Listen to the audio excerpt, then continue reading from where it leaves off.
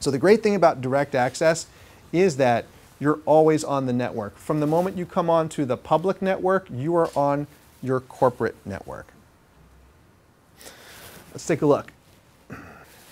The benefits, I think you already see the benefits by now, right? At least from the user perspective. From the user perspective, you're always on the network. There is no waiting. There is no policies or things that have to be applied first. You're just there when you need it. You don't even have to think about it. You just type in whichever resource you want to connect to, either your local company's resource or an internet resource, and you will automatically be directed to the proper location. But also from a management standpoint, from an IT standpoint, there are a lot of benefits as well. Right? I mentioned my story just a minute ago that I would fall out of compliance, I wouldn't have the policies applied to my machine, I wouldn't have the signatures updated and all that other stuff, right? And so my machine was not very compliant, and my IT staff probably didn't like that very much. But if you're always on the network, those things can be run at times that are not critical path for you, so that when you do need to go and access a resource, you can do it instantly. In fact, when I'm at home, Stephen can probably bear me out on this one, if I'm at home on my home computer, it's actually faster for me to access company resources than it is at work. Yeah. It is just lightning fast. You find the same thing? Yes. Yeah. So it makes you more productive, it's more manageable. It's also more secure as well. You can extend your full policy, your full, it leverages all of the security policies and restrictions that you place on your VPN infrastructure normally. From IPsec, encryption, policies, you can set up direct access so that will enable full intranet access to all of your resources, or you can configure just specific servers and resources that you can connect to. In Microsoft, it's open.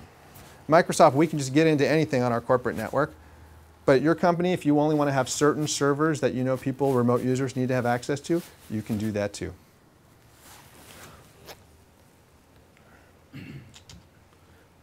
Let's add a little bit.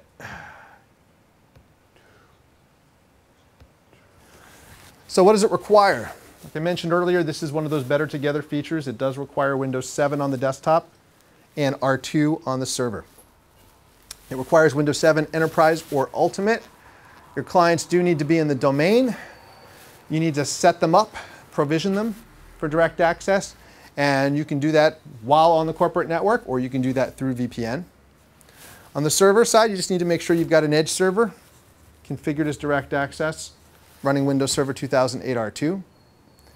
And your application servers, if you're going to use IPv6, you're going to need Windows Server 2008 or later. You don't have to use complete IPv6 because we do have translation technologies that run as well. In fact, you can see that here.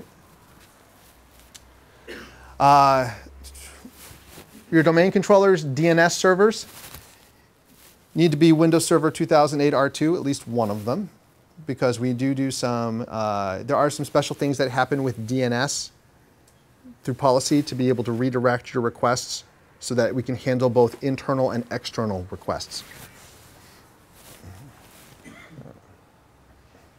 All right, direct access. Branch cache is my other favorite new feature that we've added into Windows Server.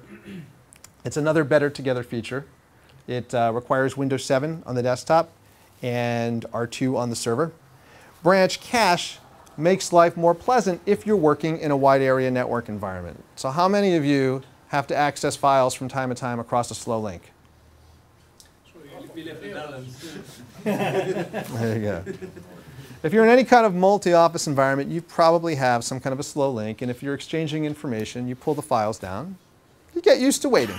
Right? It takes a while, particularly if you try to open the file instead of just copying it down. It happens all the time when I'm trading information with my colleagues over in Europe, for example.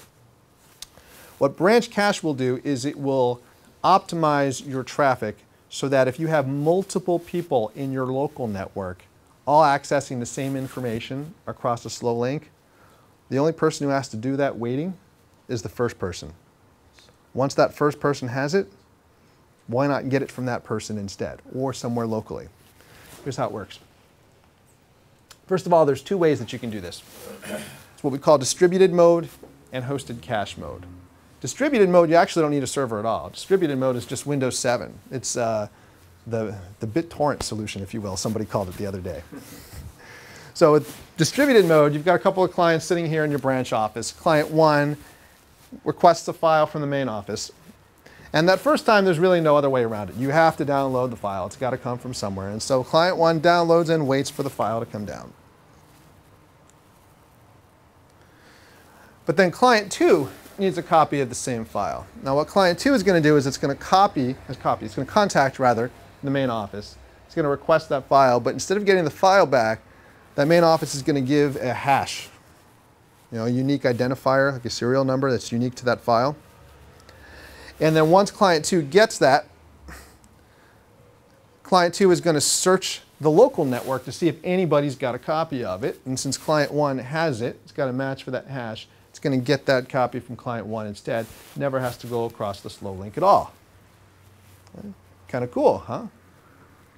I see some of you are going, okay, wait a second. I don't know how well this is going to scale. I don't know if I want my entire network of clients and users all exchanging information. That gets pretty chatty. So this is where server comes in.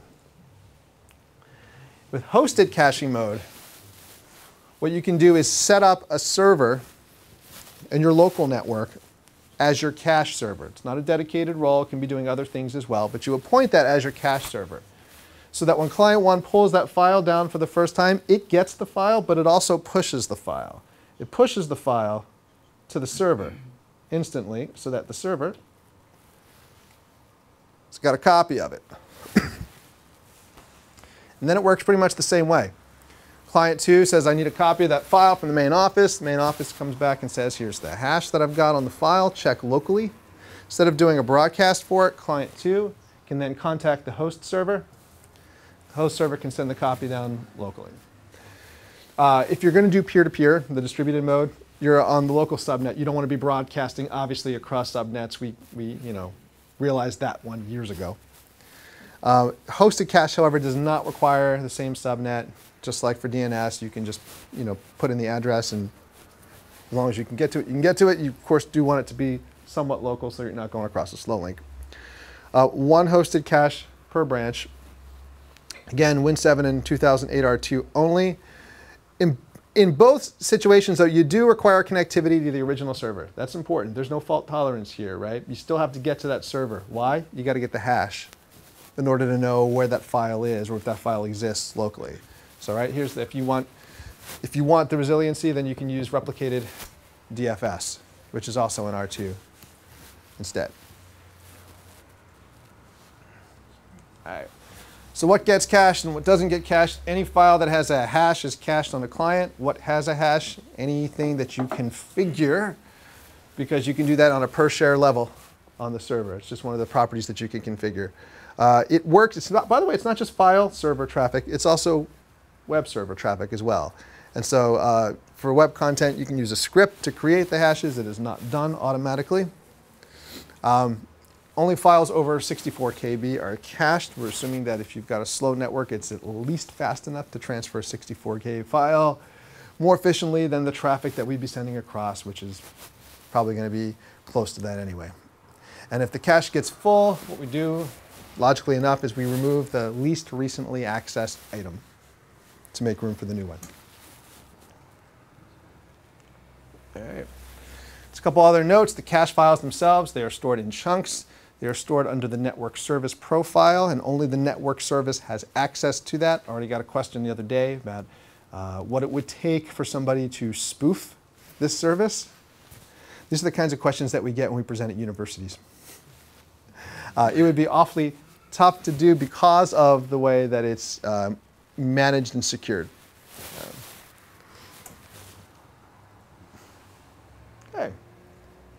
So that's our quick WinServer 2008 R2. There's a lot more than what I was able to show you today.